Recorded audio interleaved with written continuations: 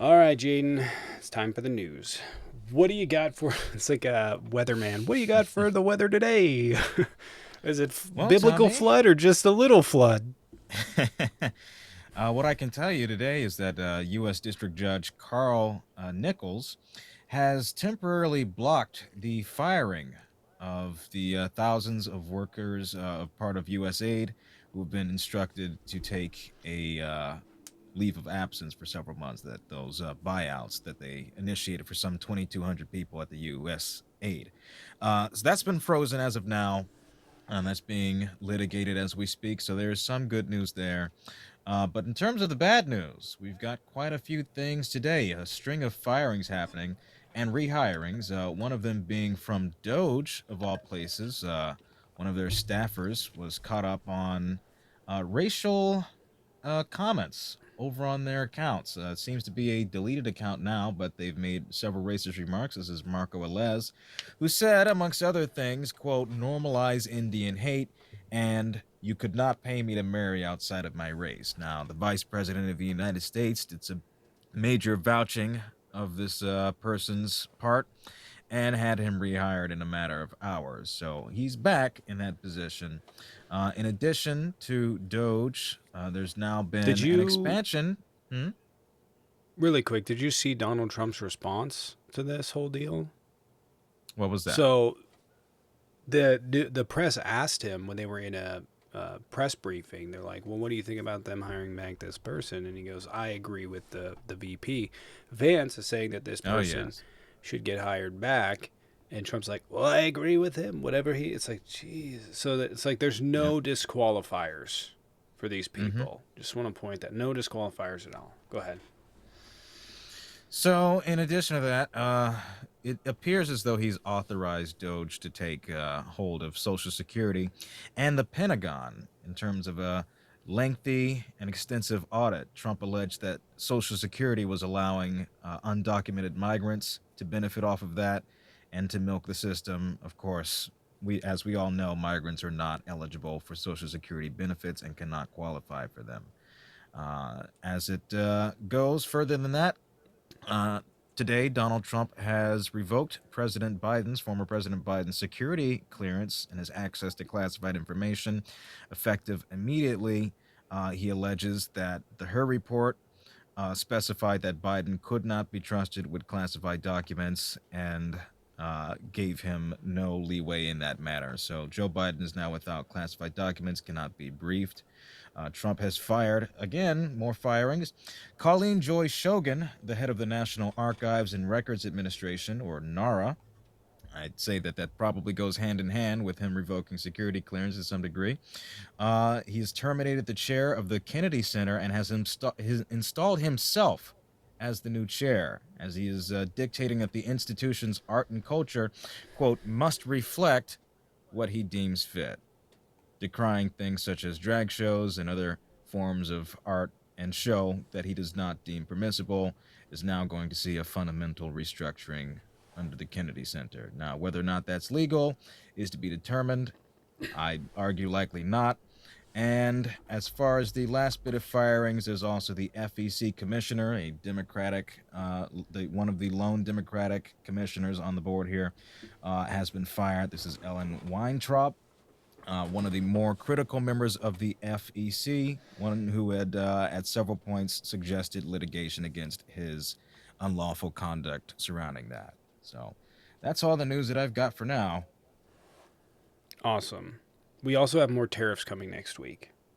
Oh, So the one thing that I wanted to talk about that was really important, and we'll come back to this news and yap about it in a second. But another story that we have to talk about and talked about in a longer video, but this is going over on OK High. So is a mega donor for Donald Trump. What's his name? Steve.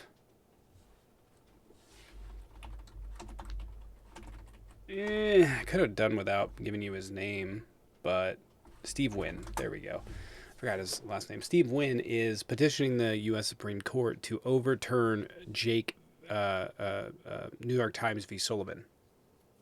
I was thinking of Jake Sullivan. I don't know why. But New York Times v. Sullivan. And New York Times v. Sullivan is a case that establishes a standard called actual malice when public officials or people that are what are classified as public people, when they want to sue someone, they have to prove actual malice, which is that a person either knew what they were saying was wrong and it was intended to hurt this person's reputation, or that what this person did was completely reckless and they should have known that this information was not true. They didn't do the bare minimum research.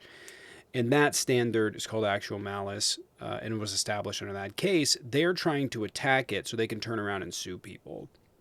It's a bit convoluted, the ramifications of it, but essentially it makes it easier to sue. It removes the consequences for frivolous lawsuits from lawyers that bring them. And their goal here is to sue people into financial hardship so that they can shut people up. That's what their goal is. And it's the end of free speech. And I know that a lot of MAGA are like, well, this is a good thing. Now the media can't lie. Goes both ways.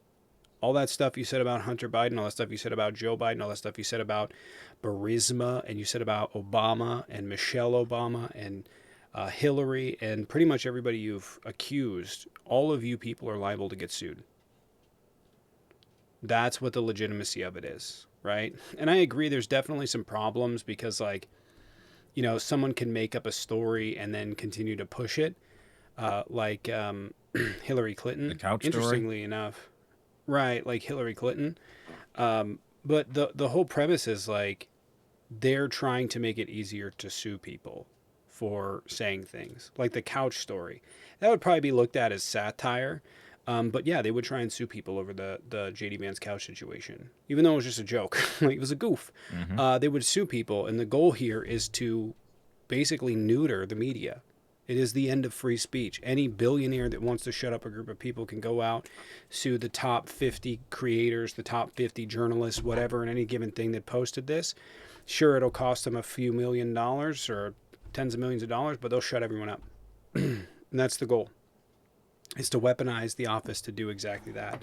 So that's an important case that I'm going to be watching. If that's overturned, we are super screwed. So, and that's where we're at.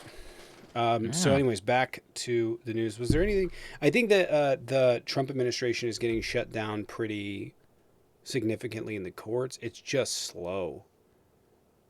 You know what I mean? Unfortunately. Too much is happening. Yeah. Too much is happening in regards to that. So it is just slow. Yeah. Also, there's a bunch of aircrafts going down now. And the FAA. Yeah, there was the plane that went missing in Alaska. All 10 aboard were reported dead today, which is unfortunate. Last night, as we covered, a train was on fire in Delaware. Some 350 passengers were exited from it. Thankfully, no casualties as it appears now. Cause is still being determined and investigated, but this wasn't happening 4 years ago. Yeah, they keep telling us that if we don't like it, leave, but we can't because everything keeps fucking crashing. So we're stuck here. Prices are going up. Yeah. So that's what we got for the news today. It's another day in the neighborhood. Yeah. But some sweet spots here. Trump held a joint press conference with the Prime Minister of Japan and repeatedly called the steel company Nippon Nissan instead. 3 different times. You see him spell stolen wrong? Stalin? Stalin, yes. Our breast and our brightest, aren't they? God.